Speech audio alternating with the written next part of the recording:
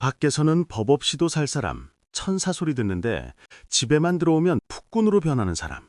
솔직히 여러분 주변에도 한 명쯤은 있죠? 아니면 혹시 지금 이 영상을 보고 있는 당신의 배우자나 부모님 이야기인가요? 남들한테 하는 거 반만이라도 우리한테 좀 해봐라 라는 말이 목구멍까지 차오르는데 막상 터트리면 나만 나쁜 사람 되는 그 기분. 진짜 겪어본 사람 아니면 모릅니다. 밖에서는 세상 둘도 없는 호인인데 현관문만 닫히면 눈빛부터 달라지는 그들의 소름 돋는 이중성. 오늘 그 가면을 아주 처절하게 벗겨드리겠습니다. 끝까지 보시면 왜 그들이 유독 가족이라는 가장 소중한 사람들에게만 칼날을 휘두르는지 그 추악한 심리가 다 보일 겁니다. 지금 바로 시작하죠. 첫 번째 특징은 외부 평판에 대한 병적인 집착입니다. 이런 사람들에게 타인의 시선은 거의 신앙과도 같습니다. 남들이 나를 어떻게 보느냐가 내 생존과 직결된다고 믿기 때문에 밖에서는 완벽한 배려심, 넘치는 매너, 거절 못하는 착한 사람 코스프레를 하느라 모든 에너지를 쏟아붓습니다. 문제는 인간의 인내심과 에너지는 총량이 정해져 있다는 겁니다. 밖에서 기를 쓰고 에너지를 다 써버리니 집에 돌아오면 남는 게 없습니다. 고갈된 상태에서 가장 편한 가족이 작은 요구라도 하면 그걸 받아줄 여유가 전혀 없는 거죠. 그래서 폭발하는 겁니다. 두 번째는 낮은 자존감과 보상 심리입니다. 밖에서 굽신거리고 남의 비위를 맞추느라 억눌렸던 자존감을 회복할 잠소가 필요합니다. 그 삐뚤어진 배출구가 바로 가족입니다. 밖에서 무시당했던 기억, 참아야만 했던 분노를 집에서 권력을 행사하며 보상받으려 합니다. 가족은 나를 떠나지 않을 거라는 오만한 확신이 있기에 가장 비겁한 방식으로 자신의 존재감을 확인하는 겁니다. 세 번째 특징은 감정조절 장치의 선택적 작동입니다. 화를 못 참는 게 아니라 안 참는 겁니다. 정말 분노조절 장애라면 직장 상사 앞에서도 무서운 문신 돼지 앞에서도 화를 내야죠. 그런데 그들은 철저히 계산합니다.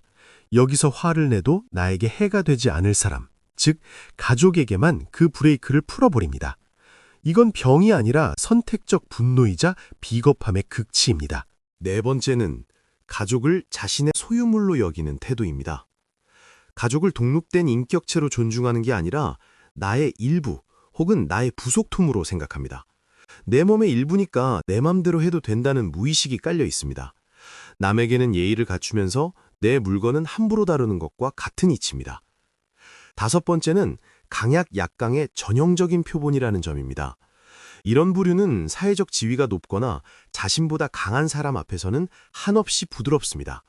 하지만 자신보다 약하거나 방어력이 낮은 자녀, 배우자 앞에서는 세상 엄격한 잣대를 들이댑니다. 자신의 약함을 감추기 위해 가장 가까운 사람을 짓밟는 방식을 택하는 거죠. 여섯 번째 특징은 공감 능력의 결여입니다. 밖에서 보여주는 공감은 학습된 매너일 뿐입니다. 진심으로 타인의 아픔을 느끼는 게 아니라 그래야 욕을 안 먹으니까 연기하는 겁니다. 하지만 가족의 눈물이나 상처에는 무뎌집니다. 내가 밖에서 얼마나 힘들게 고생하는데 이 정도 화도 못 받아주냐며 오히려 적반하장으로 나옵니다. 일곱 번째는 가스라이팅의 명수라는 사실입니다. 화를 내고 나서도 사과하기는커녕 네가 나를 화나게 만들어서 그렇다. 내가 왜 이렇게 됐는지 생각 안 해봤냐며 원인을 가족에게 돌립니다. 결국 피해자인 가족들이 내가 정말 잘못했나? 라고 자책하게 만드는 아주 악질적인 패턴을 보입니다. 여덟 번째는 이중잣대입니다. 자신은 밖에서 실수해도 사람이 그럴 수 있지 라며 관대하지만 가족이 작은 실수라도 하면 세상 무너진 듯 비난합니다. 특히 가족이 밖에서 평판이 깎일 만한 행동을 하면 내 얼굴에 먹칠했다며 불같이 화를 냅니다. 가족을 사랑해서가 아니라 자신의 얼굴을 빛내줄 장식품으로 보기 때문입니다. 아홉 번째는 집안일을 하찮게 여기는 경향입니다. 밖에서 돈을 벌어오거나 사회활동을 하는 것만 숭고한 일이라 생각하고 집에서 가족들이 제공하는 정서적 지지와 가사노동은 당연한 권리라고 착각합니다. 그러니 고마움이 없고 조금만 불편해도 돈 벌어다 주는데 이것도 못 참냐 하는 식의 갑질이 나옵니다. 열 번째는 고립된 내면입니다. 사실 이들은 친구가 많아 보여도 진정한 속마음을 나눌 사람이 없습니다. 가짜 모습으로 사람들을 대하다 보니 속은 텅 비어 있고 늘 외롭습니다. 그 공허함과 스트레스를 감당할 내공이 없으니 가장 만만한 가족에게 배설하는 겁니다. 잠시 여기서 여러분의 의견이 궁금합니다. 여러분의 주변에도 이런 밖에서는 천사, 안에서는 악마 같은 사람이 있나요? 혹은 그런 사람 때문에 지금 고통받고 계신가요? 여러분이 겪은 구체적인 사례나 이런 사람들을 상대하는 여러분만의 방법이 있다면 댓글로 공유해 주세요. 여러분의 이야기가 비슷한 고통을 겪는 다른 분들에게 큰 위로와 힘이 될 수 있습니다. 그리고 이런 인간 심리에 대한 분석이 도움이 되신다면 구독과 좋아요도 부탁드립니다. 이제부터는 이런 현실을 어떻게 타개해 나가야 할지 현실적인 대안에 대해 이야기해 보겠습니다. 가장 먼저 해야 할 일은 기대의 전면 수정입니다.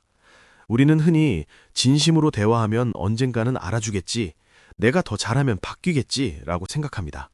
하지만 안타깝게도 이런 유형의 사람들은 본인의 이중성을 인지하지 못하거나 인지하더라도 바꿀 의지가 없는 경우가 대부분입니다.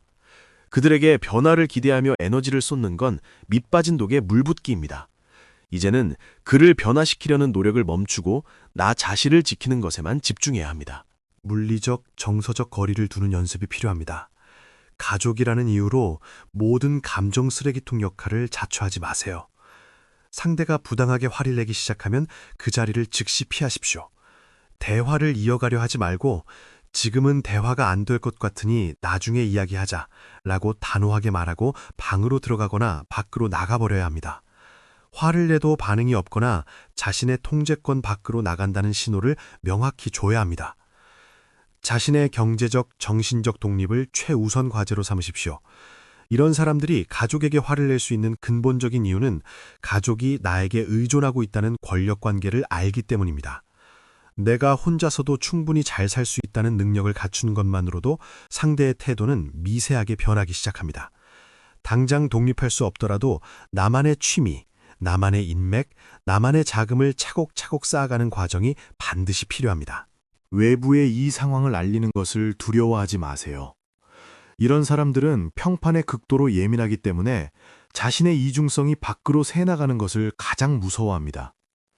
신뢰할 수 있는 상담사나 주변 지인에게 상황을 공유하고 기록을 남겨두세요. 집안일인데 남 부끄럽게 어떻게 말해? 라는 생각은 상대방의 폭군 정치를 도와주는 꼴밖에 안 됩니다. 빛을 비추어야 어둠 속의 괴물이 힘을 잃는 법입니다. 상대방의 분노를 개인적으로 받아들이지 않는 훈련도 중요합니다. 그가 화를 내는 건 당신이 잘못해서가 아니라 그 사람의 내면이 비어있고 나약하기 때문입니다. 또 시작이네, 불쌍한 인간 정도로 치부하며 감정적인 거리를 두세요. 그가 던지는 가시돋친 말들이 내 마음 안으로 들어오지 못하도록 투명한 방어막을 친다고 상상해 보십시오. 가족 내에서 연대를 구축해야 합니다. 다른 가족 구성원들과 소통하며 서로의 상처를 보듬고 화를 내는 사람에 대해 공동의 대응 원칙을 세우는 것이 효과적입니다. 혼자 대항하면 꺾이기 쉽지만 가족들이 일관된 태도로 부당한 분노에 동조하지 않으면 상대방도 자신의 위세를 떨치기 어려워집니다. 만약 신체적 폭력이나 언어 폭력의 수위가 감당할 수 없는 수준이라면 단호하게 법적 혹은 제도적 도움을 고려해야 합니다. 참는 것이 미덕인 시대는 지났습니다. 당신의 인생은 단 한 번뿐이고 그 누구도 당신의 영혼을 파괴할 권리는 없습니다. 전문가와의 상담을 통해 지금의 상황이 얼마나 심각한지 객관적으로 진단받는 것부터 시작해 보십시오. 본인의 자존감을 회복하기 위한 활동에 시간을 투자하세요. 상대방 때문에 망가진 내면의 아이를 돌봐줘야 합니다. 작은 성취감을 느낄 수 있는 공부나 운동을 시작하고 밖에서 나를 있는 그대로 인정해주는 사람들과의 관계를 넓혀가세요. 집 안에서의 부정적인 에너지를 집 밖의 긍정적인 에너지로 상쇄시켜야 버틸 힘이 생깁니다. 상대방이 밖에서 착한 사람으로 평가받는 것을 역이용하는 전략도 있습니다. 제3자가 있는 자리에서 자연스럽게 그의 평소 모습과 다른 점을 부각하거나 지인들 앞에서 집에서도 밖에서처럼 다정하면 얼마나 좋을까요? 같은 뼈있는 농담을 던지는 겁니다. 사회적 가면을 중요하게 생각하는 그들에게는 그 어떤 비난보다 무거운 압박으로 다가갈 수 있습니다.